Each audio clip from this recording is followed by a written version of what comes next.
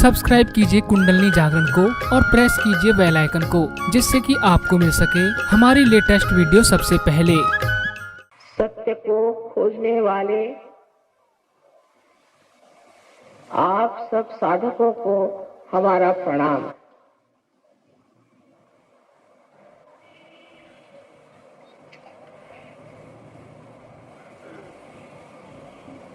सत्य क्या है और उसे किस प्रकार खोजा जाएगा, इस पर अनेक विचारधाराएं चल पड़ती हैं। सत्य तो केवल एक है और वो है कि आप ये शरीर मन अहंकार आदि व्याधियां नहीं, किंतु आप आत्मा स्वरूप हैं। जिस दिन आप आत्मा स्वरूप हो जाते हैं, न कि आप पढ़ के लिख के वाद विवाद करके और कहें कि हम आत्मा स्वरूप हो गए, लेकिन वास्तविक में ये घटना आपके अंदर घटित हो और जिसके कारण आप स्वयं आत्मा स्वरूप हो जाएं, तब आप जान सकते हैं कि केवल सत्य क्या है।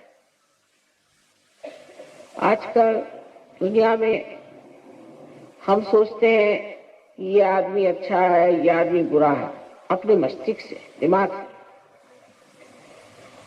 लेकिन ये केवल सत्य नहीं हुआ। क्या सभी लोग ऐसा सोचते हैं? तो बात नहीं। कोई कहता है ये अच्छा है, कोई कहता है वो अच्छा है। तो इसका मतलब ये है कि हमने जो भी जाना वो केवल सत्य नहीं है। अगर मनुष्य का सोचना एक ही तरह का हो, तब तो ना वो कहेगा ये केवल सत्य है। जिस वक्त मनुष्य अपनी स्वतंत्रता में अलग अलग खड़ा हुआ है,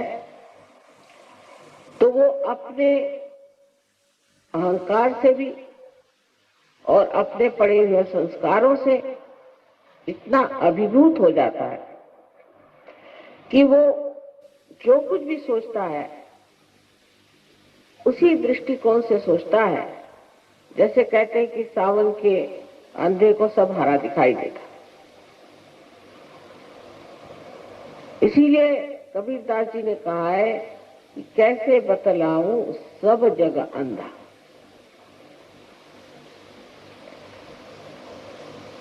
इसका मतलब ये है कि अभी तक इस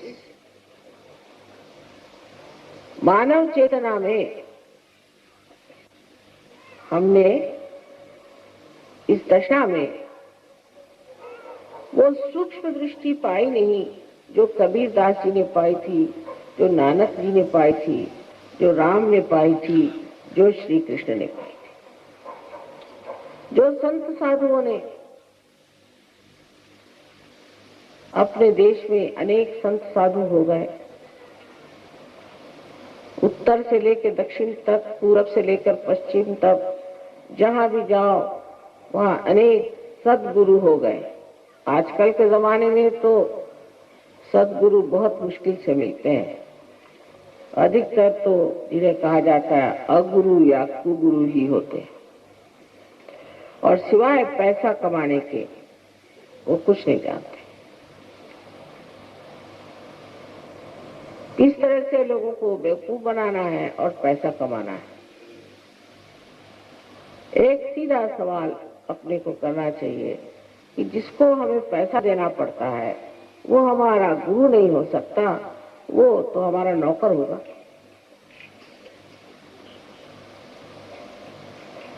क्योंकि अगर परमात्मा एक जीवंत शक्ति है और उनकी उस शक्ति के कारण आज हम इंसान बन गए,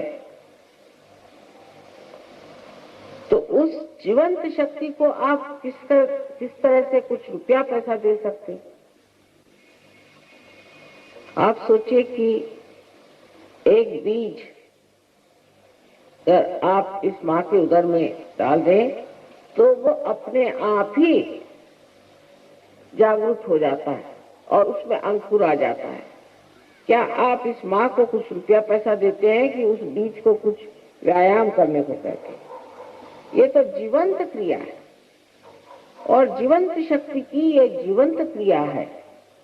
अगर आप इसे समझ सकते हैं कि जिस प्रकार एक बीज से अंकुर आ जाता है, उसी प्रकार आप में से भी ये शक्ति जो आपके अंदर सुप्तावस्था में है, सहज में जागृत होती है। सहज मतलब सह माने आपके साथ और ज माने पैदा हुई। ये शक्ति सहज आपके साथ पैदा हुई है, आपके अंदर स्थित है और इसके साथ आपको योग प्राप्त होता है। माने आप उस परम चैतन्य से जो निराकार में सारे संसार में फैला हुआ, जो अणु रेणु में हर जगह अपना अस्तित्व रखता है, वास्तव्य रखता है, उससे आप एकाकार हो जाते हैं। और ये घटित होता है सहज में और ये हर एक मानव का जन्म सिद्ध अधिकार है। हर मानव इसको प्राप्त कर सकता है। अब सब जितने संत साधु हो गए, जो बड़े बड़े हमने शास्त्र पढ़े हैं, ग्रंथ पढ़े हैं, सब में लिखा हुआ है कि अपने अंदर जो परमात्मा का रूप है, जो आत्मा स्वरूप है, उसे जाने बगैर भ्रम नहीं जा सकता। लेकिन बहुत से लोग ये भी मुझसे सवाल पूछते हैं कि अगर परमात्मा एक ही चीज है और एक ही परमात्मा के अनेक रूप हैं, तब फिर ये आपस में हम लोगों में प्रेम क्यों नहीं होता? अभी तक जाना नहीं कि हम एक ही शरीर के अंग प्रत्यंग हैं। मनुष्य की चेतना में अभी ये बात आई नहीं कि हम एक ही शरीर के अंग प्रत्यंग हैं। अगर ये हाथ में दर्द होता है तो दूसरा हाथ उसको सहलाता है। वो ये नहीं सोचता कि मैं इस पे उपकार कर रहा हूं और बगैर सहलाए चाहिए, क्योंकि सारा शरीर दुखने लग गया। एक हाथ के दुखने से सारा शरीर दुखने लग गया। अगर आप एक शरीर के अंग प्रत्यंग सब लोग हैं, तो फिर हम लोग अलग अलग कैसे?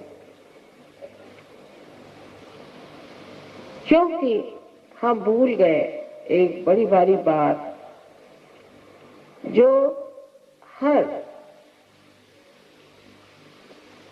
पौर्वात्य देशों में, ओरिएंट में, पौर्वात्य देशों में आपको सोचना चाहिए कि जहां हम लोग बसे हुए हैं, यही सोचा जाता है, खासकर भारतवर्ष में, कि संसार में जो भी चीज है ये विनाशी, क्षणभंगुर और अविनाशी जो है उसे प्राप्त करना है। लेकिन अब जो लोग साहब हो गए, अंग्रेजियत आ गई, वो शायद इसको बिल्कुल भूल गए। पर अब भी हम जानते हैं कि हमें अविनाशी चीज को प्राप्त करना है। हर चीज विनाशी है और इस चीज के पीछे में हमें वहीं तक जाना चाहिए जहां तक इसकी मर्यादाएं हैं, उससे परे नहीं। ये हम सब जानते हैं। हम भारतीयवासी विशेष कर इस बात को जानते हैं। जब हम इस सत्य को एक जानते हैं और जब हम ये जानते हैं कि आत्मा का साक्षात्कार होना ही हरेक धर्म का चरम लक्ष्य है। बहुत से लोगों ने तो देव देवताओं की बात नहीं करी, किसी ने तो परमात्मा की बात नहीं करी, ईश्वर की भी बात नहीं की, जैसे बुद्ध ने, क्योंकि उन्होंने ये सोचा कि जब तक इनका आत्म साक्षात्कार नहीं होता तब तक कोई भी बात करिए तो बात ही रह जाएगी और इनमें कुछ समझ नहीं आएगा। तो बेहतर है पहले सिर्फ आत्म साक्षात्कार ही करो, जो असली चीज है उसी को प्राप्त करो, सिर्फ तुम आत्म साक्षात्कार को ही प्राप्त करो, ऐसे बात कहते रहे। तो ये लोग झूठ तो बोलते नहीं, पहली बात। और दूसरी बात ये कि इनमें और हमें बड़ा भारी एक अंतर था। वो कभी कोई गलत काम नहीं करते थे, कभी भी। जो हर काम करते थे वो शुभ होता था और समाज के हित के लिए ही करते थे। सो इनमें ऐसी कौन सी शक्ति थी कि ये हम लोग जैसे गलत काम नहीं करते थे? वो शक्ति थी आत्मा का प्रकाश। जब हमारे अंदर आत्मा का प्रकाश आ जाता है तो उस प्रकाश में हम देखते हैं उस सत्य को जो केवल सत्य है। पर ये प्रकाश जो आता है वो हमारे नस नस में बहना चाहिए। जिस तरह हम जानते हैं कि इसको छूने से ये ठंडा लग रहा है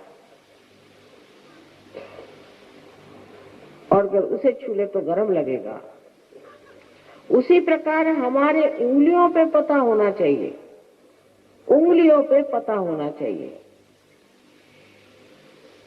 उसका बोध,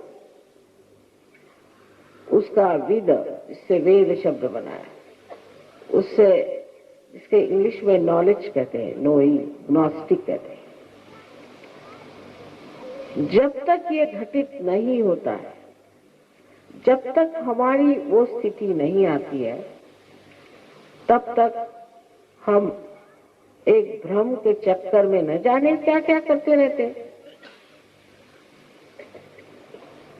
अब कोई साहब है, उनको बैठे बैठे भगवान का नाम ही रखते बैठे। कोई साहब है वो कुछ और करते बैठेंगे। उनसे पूछिए कि ये सब करके क्या आप पाप रहित हो गए? क्या आप कोई गलत काम नहीं करते? हर धर्म में जो आदमी है, चाहे वो ईसाई हो, मुसलमान हो, सिख हो, क्रिश्चियन, कोई भी धर्म का आदमी आप ले लीजिए, उस पर कोई बंधन नहीं। वो चाहे तो किसी गर्दन काट दे, चाहे तो किसी को डुबो दे, चाहे तो झूठ बोल बोल के लोगों को ठग ले, कुछ भी कर ले, उस पर कोई उसके ऊपर बंधन नहीं है किसी चीज का। हाँ ठीक है, मंदिरों में गए, मस्जिदों में गए, सब जगह गए, वहां तो भगवान को नमस्कार किया और फिर जैसे थे वैसे ही। सो क्या ये सब गलत बातें तो नहीं हुई? इन्होंने धर्म संसार में लाए, वो इसलिए लाए कि हमें संतुलन आ जाए और हम आत्म साक्षात्कार को प्राप्त करें। लेकिन जब हम देखते हैं दुनिया में तो हमारे बच्चे अब कहने लग गए हैं कि साहब ये कुछ नहीं, भगवान भगवान सब झूठ है, धर्म नहीं। और बहुत से साइंटिस्ट भी ऐसा कहते हैं। जब वो ऐसा कहते हैं तो ये कहना चाहिए कि ये साइंटिस्ट ही नहीं है, क्योंकि साइंटिस्ट आदमी को अपना दिमाग खुला रखना चाहिए और देखना चाहिए कि कोई बात है या नहीं। एकदम से ही आप कैसे मना कर रहे हैं? परमात्मा है और उनकी शक्ति चराचर में है। और जितने भी संत साधु संसार में हो गए, जो सद्गुरु थे, उन सब सद्गुरुओं का भी जो जीवन था वो बिल्कुल असल, नकली नहीं था। वो खालिस लोग थे, बिल्कुल शुद्ध लोग थे और उसी शुद्धता को आप भी प्राप्त कर सकते हैं। ये शुद्धता आपको प्राप्त करने के लिए परमात्मा ने बड़ी सुंदर आपके अंदर बड़ी संजोकर व्यवस्था बनाई। इसी ज्ञान को हम सहयोग में आपको बताने वाले हैं, लेकिन बताने से नहीं होने वाला, ये घटना घटित होनी पड़ती। इसके बारे में हजारों वर्ष पहले मार्कंडेय मुनि ने लिखा था उसके बाद नाथपंथियों ने इस पर काफी काम किया था। उसके बाद और भी देशों में काम होता ही था साथ ही साथ। और आप देखिए कि राजा जनक के टाइम से लेकर के नानक साहब के टाइम तक ये काम होता रहा। मोहम्मद साहब ने भी कहा हुआ है कि जिस वक्त आपका क़ियामा का समय आएगा, पुनरुत्थान का समय आएगा, तो आपके हाथ बोलेंगे और आपके खिलाफ शहादत देंगे। साफ उन्होंने बता दिया। कोई धर्म ऐसा नहीं जिसने ये नहीं कहा कि तुम अपने आत्म साक्षात्कार को प्राप्त हो। लेकिन उस चीज को क्योंकि हमने किया नहीं, अब समझ लीजिए कि ये एक साधन है, जब इसका कनेक्शन मेन से नहीं हुआ तो ये बेकार है। जब तक आपका कनेक्शन साहिब से नहीं हुआ, सदगुरु वही जो साहिब मिली है, जब साहब से अगर आपका नहीं हुआ है, उस परमात्मा से चराचर में फैले हुए इस निराकार परमात्मा के प्रेम से आपका संबंध नहीं हुआ है, तो सिर्फ प्रेम की बात करने से कुछ प्रेम वेम नहीं होता। वो तो बहुत स्वार्थ का प्रेम होता है कि मेरा बेटा, मेरी बेटी, मेरा घर और मैं। जो निर्वाज्य प्रेम होता है, जो परमात्मा का प्रेम सारे संसार में बहता है और सारे अणु रेणु को ही संचालित करता है, उस प्रेम की तो कोई व्याख्या नहीं कर सकता।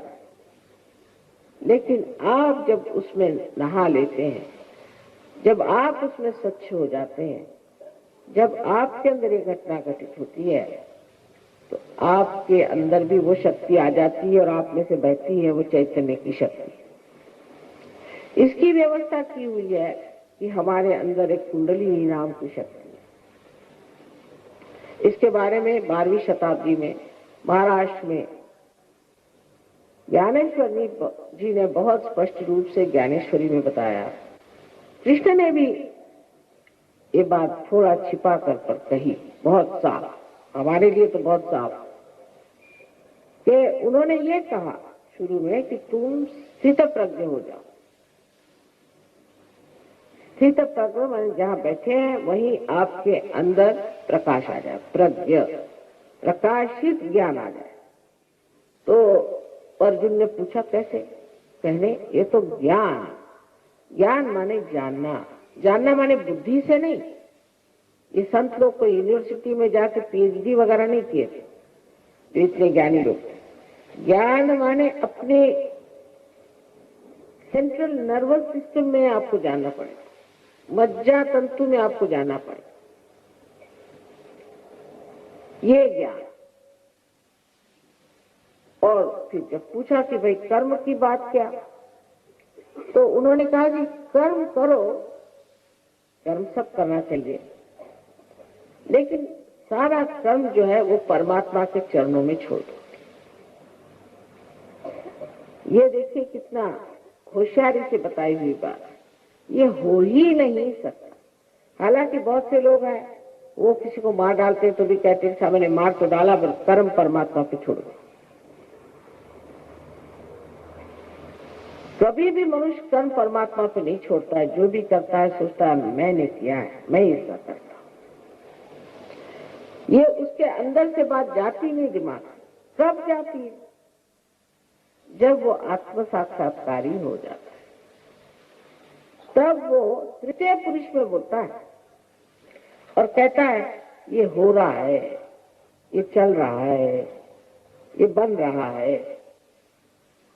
मैं कर रहा हूं कभी नहीं कहता, मैं सब